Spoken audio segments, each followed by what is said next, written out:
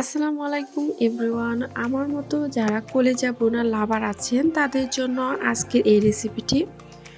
অনেকেই আছেন যারা সাদা ভাত, পোলাও এবং পরোটার সাথে কলিজা ভুনাটা খেতে পছন্দ করেন। আমিও কিন্তু তাদের মধ্যে একজন। সো সবাইকে হালিমা হোসেন কুকিংয়ে জানাচ্ছি স্বাগতম। আজ আমি কলিজা ভুনার রেসিপিটি শেয়ার করব। যার জন্য আমি নিয়েছি হাফ কেজি কলিজা। কলিজাগুলো আমি টুকরো করে কেটে নিয়েছি। এখন আমি সবগুলো সিদ্ধ করে নেব। আমি পানি ফুটিয়ে নিয়েছি। এখন কলিজাগুলো দিয়ে দিচ্ছি। কলিজাগুলো আমি বেশিক্ষণ সিদ্ধ করব না, 2 থেকে 3 মিনিটের মতো সিদ্ধ করব। বেশি সিদ্ধ করলে খেতে শক্ত লাগবে, খেতে কিন্তু কোনো মজা পাওয়া যাবে না। তাই নেড়ে চেড়ে আমি নামিয়ে নেব। এখন কলিজায় যে চামড়া আছে তা পরিষ্কার করে নেব। এতে দেখতে পাচ্ছেন কত সুন্দর করে পরিষ্কার করা হয়ে গিয়েছে। আমি উল্টে পাল্টে দেখিয়ে দিচ্ছি।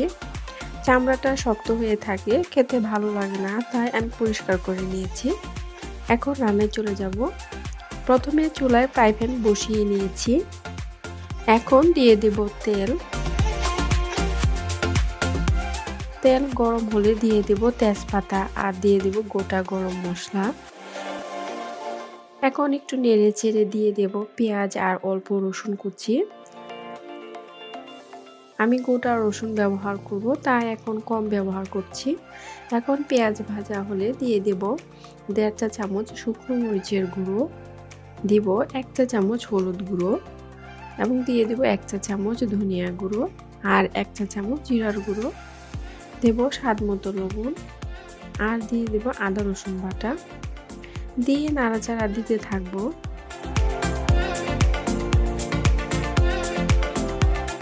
এখন দেব অল্প পানি।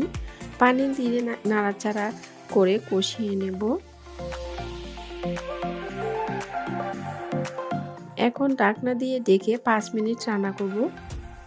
5 মিনিট পর দেখতেই পাচ্ছেন আমার কষানো হয়ে গিয়েছে, পানি শুকিয়ে গেছে। এখন আরও কিছুক্ষণ নাড়াচাড়া দিতে থাকবো ভালো করে কষানোর জন্য।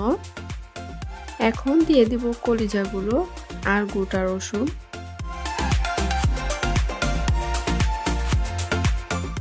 এখন নাড়াচাড়া দিয়ে খুব ভালোভাবে মিশিয়ে নেব।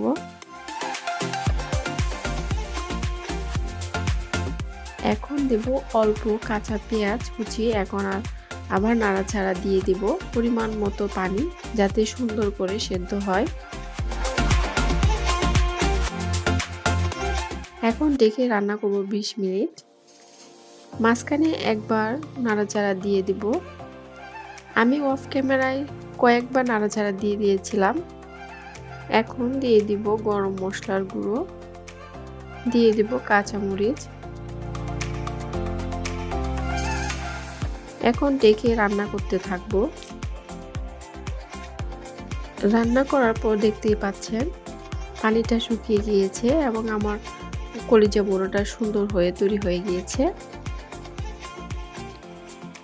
এখন দেখতে পাচ্ছেন কলিজা ভুনাটা কত সুন্দর হয়েছে। এখন এই পর্যায়ে আমি অনবরত নাড়তে থাকবো যাতে ভুনার সুন্দর কালারটা চলে আসে। আস্তে আস্তে রান্না করব যাতে পুড়ে না যায়। এই তো এখন আমার রান্না কমপ্লিট। আমি এখন নামিয়ে দেখিয়ে দেব ফাইনাল লুকটা দেখতে কেমন হয়েছে কলিজা ভুনার।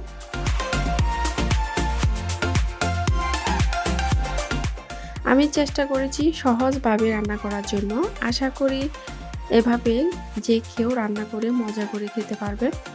সো সবাই ভালো থাকবেন, সুস্থ থাকবেন আর নিরাপদে থাকবেন। আল্লাহ হাফেজ।